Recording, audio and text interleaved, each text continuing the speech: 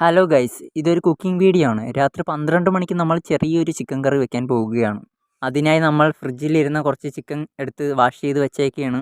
അത് കഴിഞ്ഞ് നമ്മൾ സവാളയും തക്കാളിയും കൂടെ അരിയുകയാണ്. നമ്മളെന്ന് പറഞ്ഞു കഴിഞ്ഞാൽ ഞാൻ വീഡിയോ എടുപ്പ് മാത്രമേ ഉണ്ടായിരുന്നുള്ളൂ.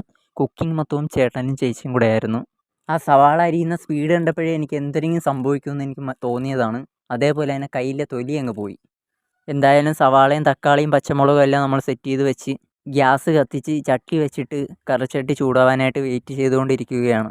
ചൂടായി വന്നപ്പോഴത്തേക്ക് അതിലേക്ക് എണ്ണ നമ്മൾ കുറച്ച് ഒഴിച്ച് അത് തിളയ്ക്കാൻ വേണ്ടി നമ്മൾ വെയിറ്റ് ചെയ്യുകയാണ്.